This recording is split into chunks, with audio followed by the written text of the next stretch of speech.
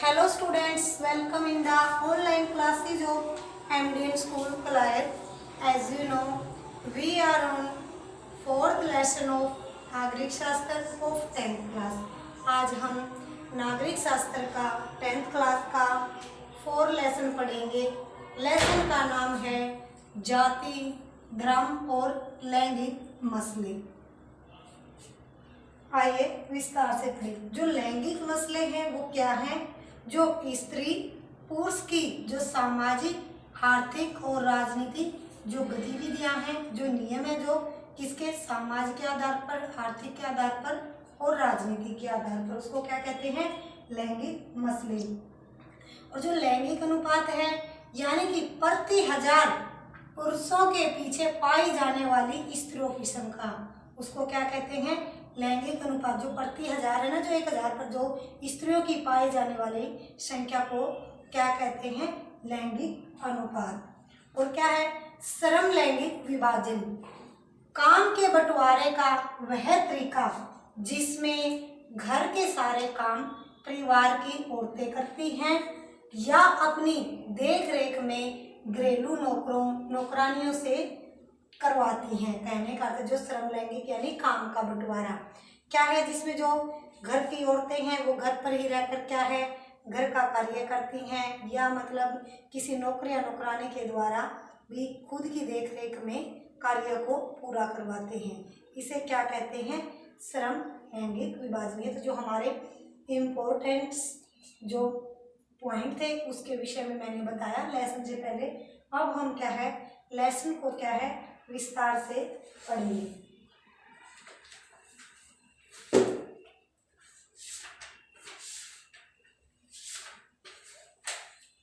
पिछले अध्याय में हमने जाना कि जो सामाजिक यानी सामाजिक विभिन्नता लोकतंत्र के लिए कोई खतरा नहीं होती. कहने का अर्थ है जो देश लोकतंत्र है और लोकतंत्र के आधार पर विभिन्न धर्म के आधार पर, जाति के आधार पर ऐसा बटा हुआ है, फिर भी क्या है, जो सामाजिक विभिन्नता होती है वो लोकतंत्र के लिए कोई खतरा नहीं होती.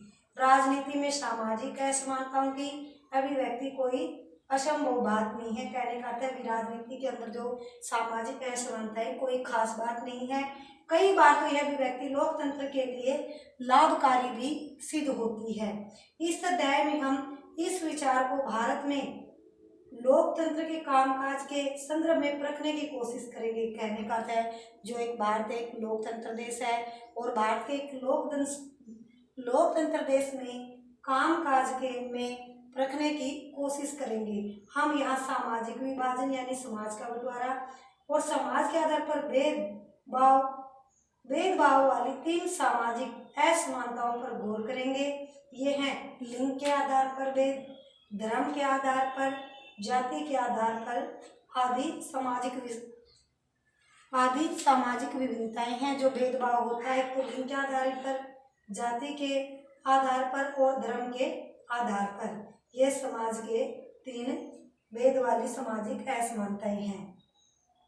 ये असमानताएं कैसी हैं और किस तरह राजनीति में अभिव्यक्त होती हैं, हम इस पर बारी बारी से क्या है गौर करेंगे. फिर हम ये देखने की कोशिश करेंगे कि इन असमानताओं पर आधारित अलग अलग अभिव्यक्तियां लोकतंत्र के लिए लाभदायक हैं या हानिकारक हैं.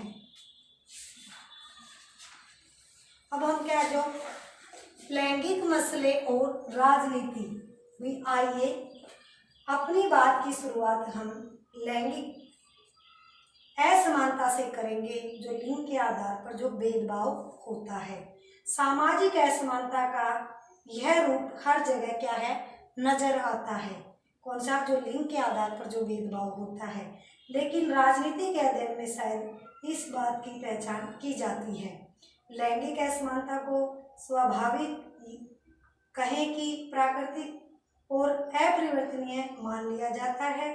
किसको? जो लैंगिक असमानता को. लेकिन लैंगिक असमानता का आधार स्त्री और पुरुष की जो जैविक बनावट नहीं.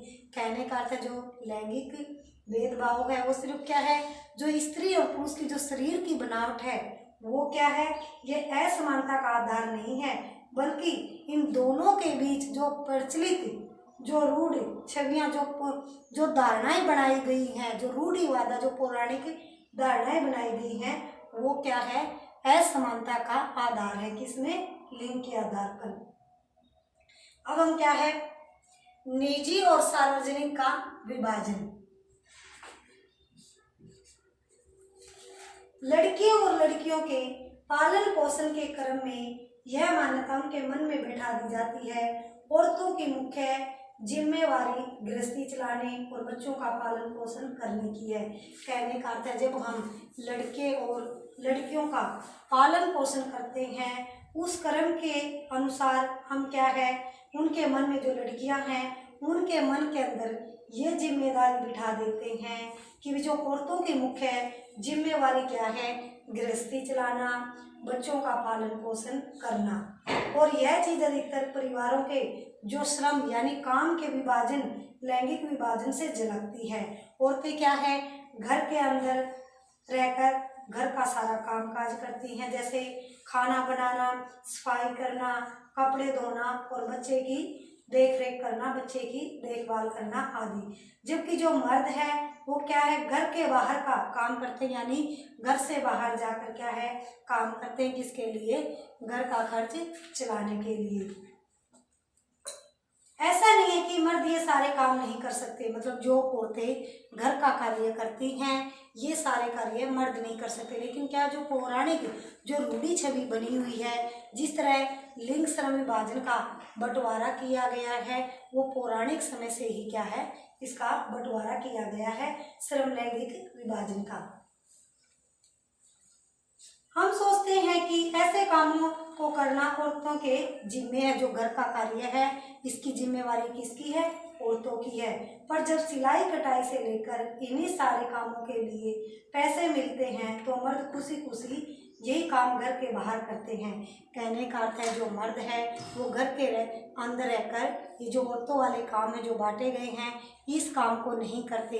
लेकिन क्या है, बाहर जाकर जैसे सिलाई कटाई का कार्य करना, इस काम के लिए मर्दों को पैसे मिलते हैं बाहर, वो इस कार्य को करने के लिए खुशी खुशी तैयार हो जाते हैं।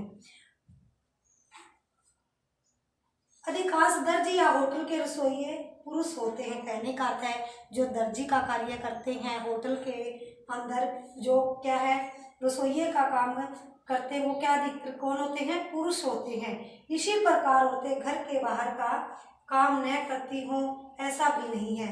मतलब कहने का अर्थ है, मतलब क्या जोड़ते हैं, घर का कार्य के साथ साथ क्या है, बाहर का भी कार्य करती हैं।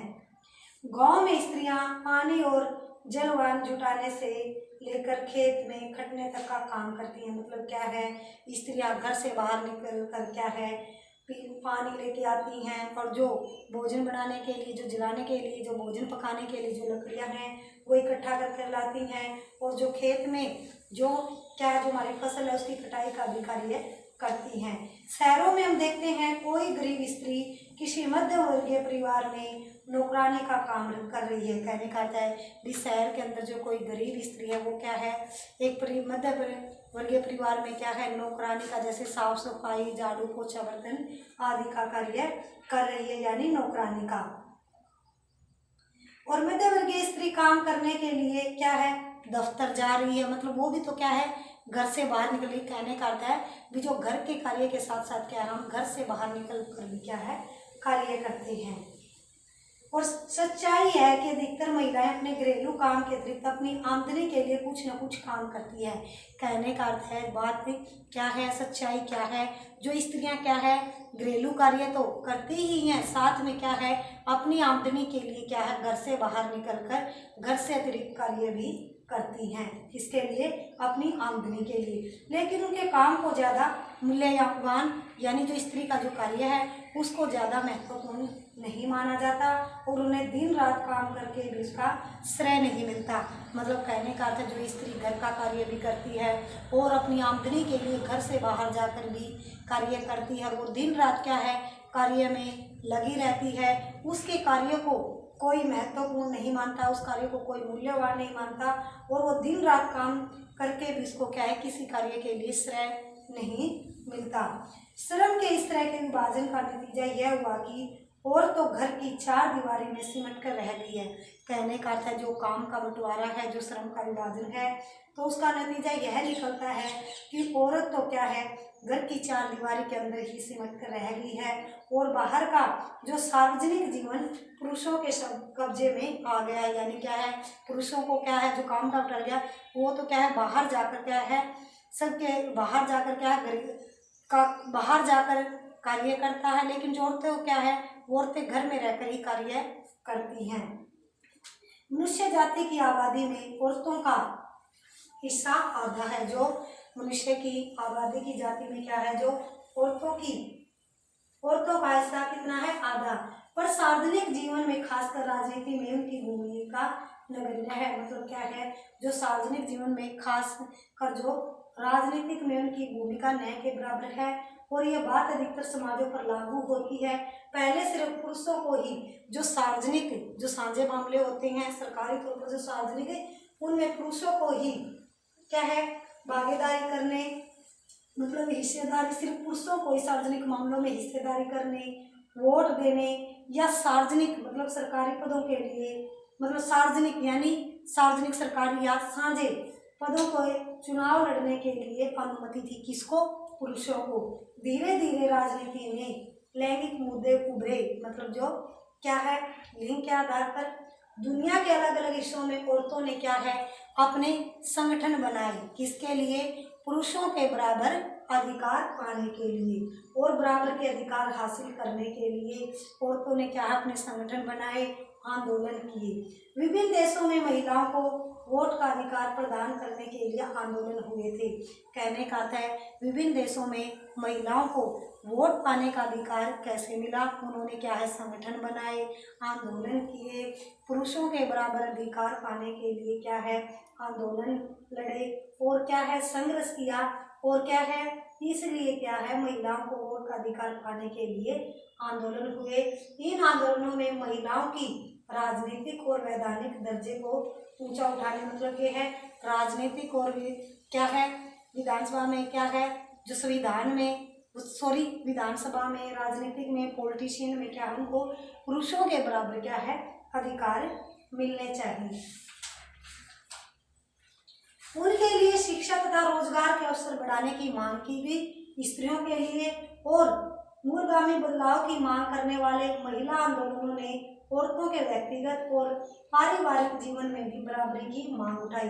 कहने का अर्थ है, उनके जो शुरू से जो रूढ़िवादी धारणा बना रखी थी, मतलब औरतें घर से बाहर नहीं निकलती और जो सार्वजनिक कार्य हैं उसमें औरतों की कोई हिस्सेदारी नहीं है, और उस धारणा को बदलने के लिए औरतों ने क्या है, आंदोलन किए।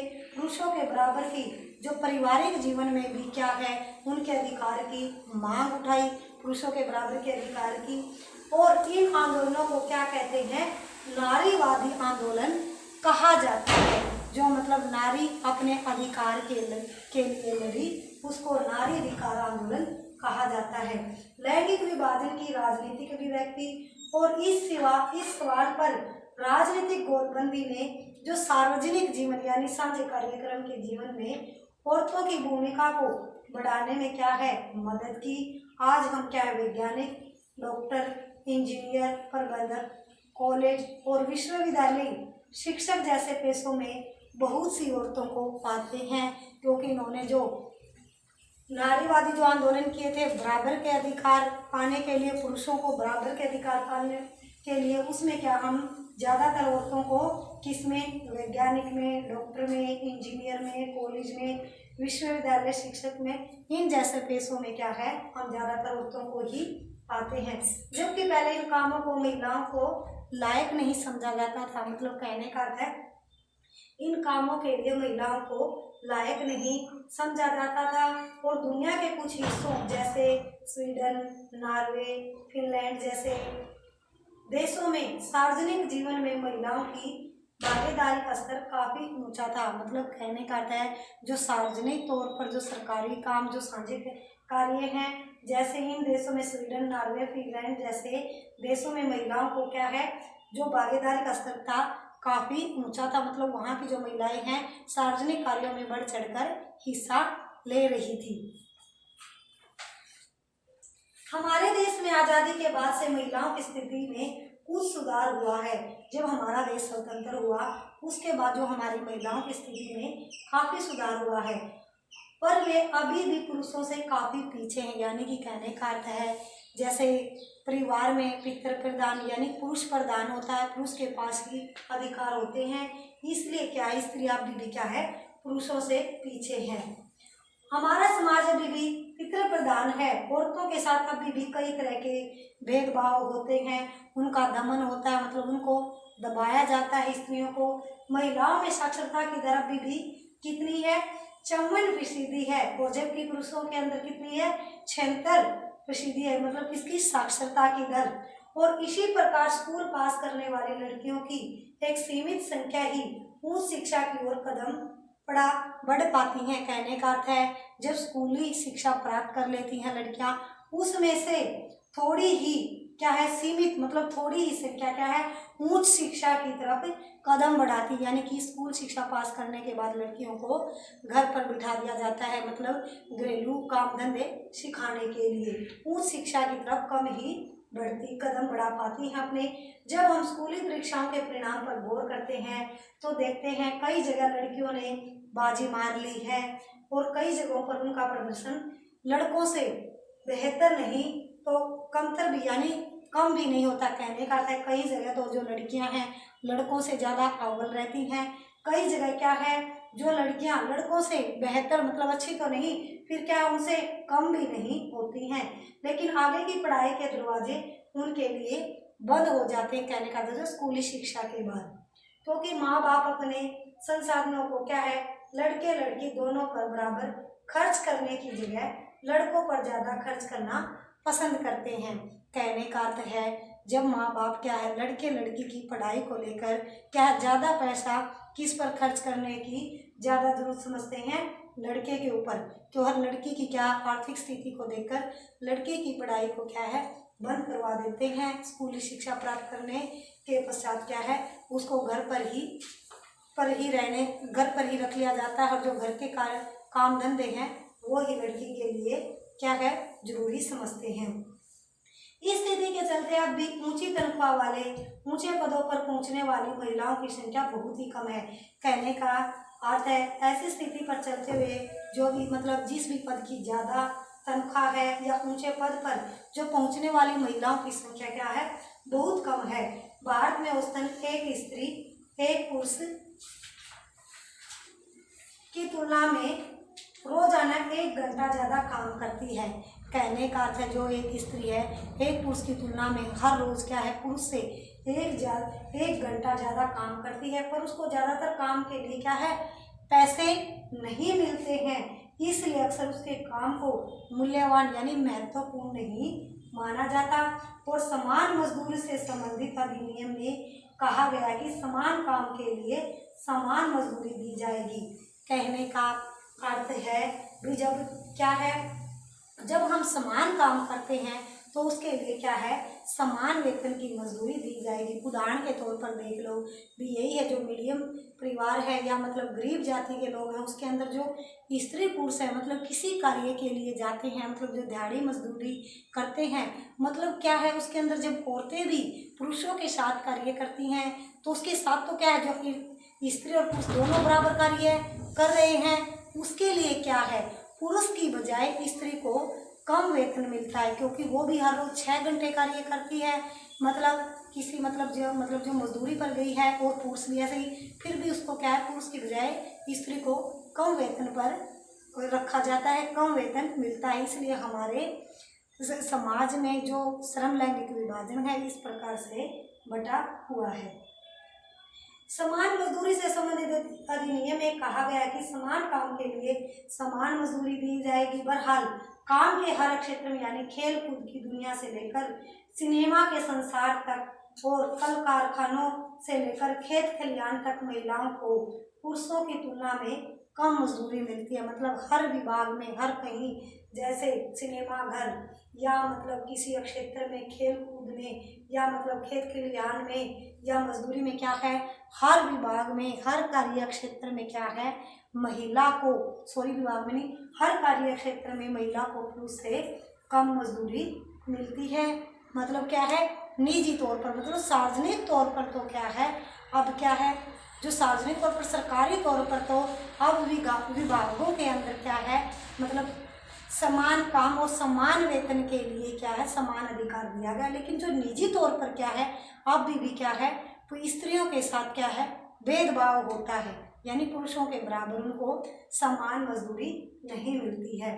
भारत के अनेक हिस्सों में माँ बाप को सिर्फ लड़के की चाह होती है, लड़की के जन्म से पहले ही खत्म कर देने के तरीके से इसी मानसिकता से पनपते हैं। इसलिए क्या है, हमारे देश में क्या है, लड़के को की ज़्यादा चाह रखते हैं और लड़कियों को क्या है, जन्म से पहले ही खत्म करने की क्या है, सोचते हैं। आज हम यहीं तक पढ़ेंगे।